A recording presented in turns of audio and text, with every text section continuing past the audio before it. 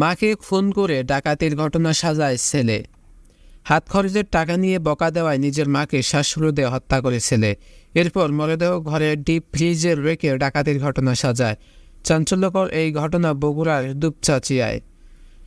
রোববার 10 নভেম্বর এই নির্মম খুনের ঘটনার পর পুলিশ ও র্যাব মাঠে নামে খুনের তদন্তে। সোমবার রাতে র্যাব 12 সদস্যরা বগুড়ার কাহালু উপজেলার পাঁচপীর এলাকা থেকে সাদ বিন আজিজুর রহমানকে আটক করে। জিজ্ঞাসাবাদে সাদ তার মাকে শ্বাসরোধে হত্যার কথা স্বীকার করে। সে দুপচাচিয়া ডিএস কামিল মাদ্রাসার উপাধ্যক্ষ, উপজেলা ইমাম ও মুয়াজ্জিম সমিতির সভাপতি ও উপজেলা পরিষদ জামে মসজিদের পেশ ইমাম মাওলানা এস.এম. আজিজুর রহমানের ছেলে। মঙ্গলবার 12 নভেম্বর দুপুরে র্যাব 12 বগুড়ার কোম্পানি কমান্ডার মেজর এহতেশামুল হক খান এক প্রেস ব্রিফিংয়ে এই হত্যাকাণ্ডের রহস্য উদ্ঘাটন করে এই তথ্য জানান। র্যাবের এই কর্মকর্তা জানান, ছেলে সাদের সঙ্গে তার মা উম্মে সালমার হাত খরচের টাকা নিয়ে দীর্ঘদিন ধরে কাটাকাটি চলে। সে বাড়ি থেকে প্রতিদিন 500 থেকে 1000 টাকা পর্যন্ত হাত খরচ নিত। ঘটনার দিনও বিষয়টি নিয়ে তার মায়ের সঙ্গে কথা কাটাকাটি হয়। এতে সে রাগ করে না খেয়ে মাদ্রাসায় চলে যায়। সকাল 11টা ক্লাসের বিরতিতে সে বাড়ি এসে দুপুর 12:30টার দিকে তার মাকে রান্নাঘরের পিছন দিক থেকে নাক মুখ চেপে ধরে শ্বাসরোধে মৃত্যু নিশ্চিত করে। এরপর তার দুহাত ওড়না দিয়ে বেঁধে বাসার ডিপ ফ্রিজে রেখে ডাকাতির ঘটনা সাজানোর জন্য আলমারিতে কুড়াল দিয়ে আঘাত করে। পরে মেন গেটে তালা দিয়ে বের হয়ে যায়।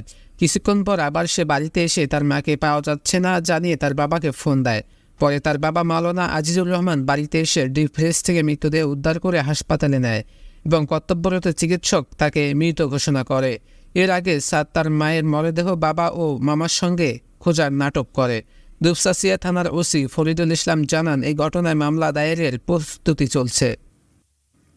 গ্রেপ্তার সাদ বিন আজিজুর রহমান দুপচাচিয়ার দারুস সুন্নাহ কামিল মাদ্রাসার ছাত্র এবং ওই মাদ্রাসার ভাইস প্রিন্সিপাল ও উপজেলা মসজিদের খতিব আজিজুর রহমানের ছোট ছেলে। রোববার দুপুরে আজিজুর রহমানের স্ত্রী উম্মে সালমা খাতুনের লাশ বাড়িতে থাকা ডিপ ফ্রিজের ভিতরে পাওয়া যায়। উপজেলা সদরের জয়পুরপাড়া এলাকার আজিজিয়া মঞ্জিদ নামে বাড়িটির আলমারি ভাঙ্গা ও জিনিসপত্র এলোমেলো করে রাখা ছিল। আজিজুর রহমান ও সালমা খাতুন দম্পতির 2 ছেলে ও 1 মেয়ে। বড় 2 ছেলে মেয়ে ঢাকায় থাকেন। খতিব আজিজুর রহমান স্থানীয়ভাবে সম্মানিত ও প্রভাবশালী ব্যক্তি। দিনের বেলায় জনবহুল এলাকায় তার বাড়িতে এমন ঘটনা চাঞ্চল্যের সৃষ্টি হয়।